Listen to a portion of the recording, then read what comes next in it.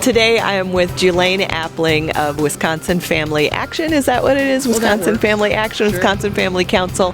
She's just the head over a lot of great things in Wisconsin. And we wanted to talk today, Julaine, about a big victory that you had this year over right to work. That's not usually something that people in the Family Policy Council world talk about. But you took a different spin on it. Tell us a little bit about what you did. Well, we did pass right to work. We finally joined the other states in the Midwest and enacted that law that protects the rights of workers. We looked at it and said, all right, what is there about this law that we should know? What does it actually do? And when I took a close look at it, what I saw very clearly was about protecting the conscience rights of workers. And it wasn't a big leap, Kim, to get there. Because when we were doing our marriage amendment back in 2006, we had numerous people who were members of unions call us and say, hey, my union just came out against the marriage amendment. I pay dues to them. I don't want to do that anymore. How can I get out? And I had to say, you know what? You're stuck. Unless you want to go somewhere else and work, you have to be a dues-paying member of the union that you're part of. And to me, that's a violation of the conscience rights of the workers. Article 1, Section 18 of our state constitution very clearly protects the conscience rights of all citizens. Shouldn't that be protected in the workplace? So we glommed onto that appropriately and called it the individual conscience rights of workers, or the conscience rights of workers, to protect that. And we went around and lobbied over 50 of our, pretty solid legislators and said to them, hey, this is something you need to think about. You might not want to always look at it from a right to work as much as what a freedom of conscience in the workplace idea. And I never came right out and said, hey, this is right to work. I just kind of led them down that path. It was kind of fun. They'd look at me and the light would go on and they'd grin and say, oh, you're talking about right to work. Yes, I am. Yeah. The interesting thing, I think, that a lot of people may not understand, unions actually started out as a very good idea to protect the rights of workers and to make sure that people weren't being abused in the work role. But it has really gone beyond that. Now money is being used, as you said, to support causes that many of the workers may or may not support. Tell me a little bit about how you talk to people about the importance of protecting people's conscience rights through that debate. Well, we kept reminding people that it shouldn't be a condition of employment that you are forced to join something that violates your strongly held beliefs. As a worker, I should not have to shed my First Amendment rights in the U.S. Constitution or my Wisconsin constitutional rights in order to hold a job, to get it or keep it. And we reminded them that many of these unions have come out very publicly in favor of Planned Parenthood and abortion. They've certainly come out against traditional marriage. They've come out in favor of the redefinition of marriage to include same-sex couples, of course. They've been very vocal about it. They take a ton of money and put it into that. Even, they don't even call it political. It's just in their general fund. And we believe that was an important message for people to understand. So we communicated with our base on that. We got a little pushback. There are a lot of people who are very sensitive because they, as you said, unions came out originally with very good things, but they've gone way afield, far afield from what they were originally designed to do. And once they found that out, they weren't quite as protective of their unions. Once they realized, maybe I should stand up for myself and negotiate my own salary, negotiate my own benefits. Why do I have to have someone come and do that on my behalf when what they're doing behind the scenes is destroying everything I believe in? Yeah.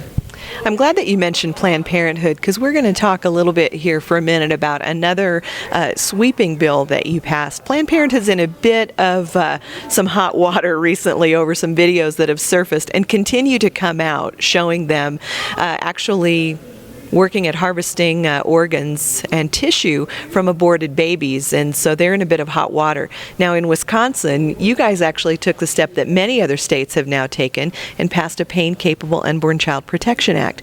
Tell me a little bit about that whole thinking there and how you got that done.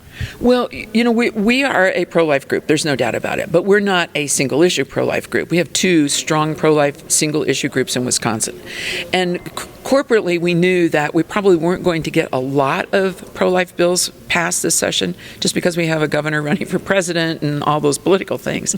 But the one bill that we kind of all agreed on was that we could at least respect the humanity of an unborn child who feels pain. Mm-hmm. through the abortion process. And we know that science and medicine kind of come together there and understand that at 20 weeks, unborn children feel that pain. And so in the midst of our working on this, and Wisconsin Right to Life kind of led the pack on this, but out pops our governor in March saying, oh, by the way, if we get a bill like that and it lands on my desk, I'll sign it. And everybody's going, whoa. And so, the wheels started turning. And, sadly, we have strong majorities in our Assembly and our Senate with supposedly pro-life people. Okay, I mean, huge majorities in our Assembly. And yet there was pushback there. Oh, we need a rape and incest exception. Fortunately, that didn't happen. We got the bill through without that. Now, as full disclosure, we did not 100% support the bill because it has what we believe to be an unnecessary life of the mother exception. The argument was it won't pass constitutional muster. It'll fail in the courts if we don't have that. So, we supported 90%. And as a result of that, we did get it through with no exceptions in either the Senate or the House, at least exceptions for rape and incest. This is a bill that's about the baby. I believe this is the most important pro-life legislation Wisconsin has ever passed because it strikes at the heart of the person of that unborn child.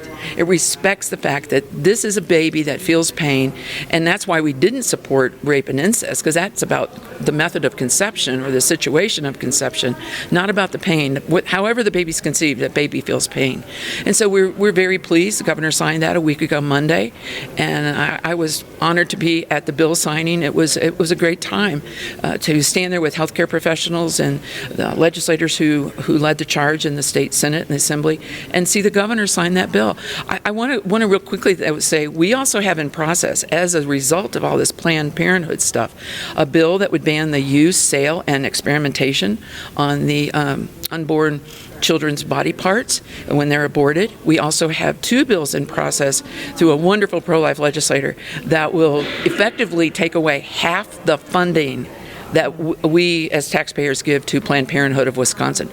We defunded them by one funding stream about 3 years ago, $1 million a year. We still pay as taxpayers $16 million a year to Planned Parenthood of Wisconsin.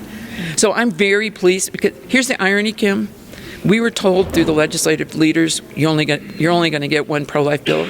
But because of the Planned Parenthood thing, we'll maybe get 3 more. Yeah, Julaine, it's always so good to talk to you. You do a terrific job in Wisconsin, and we're just so blessed to have you on the Family Policy Council team. Well, I tell you what, I don't know how anyone could even think of doing the work we do without a CitizenLink behind us.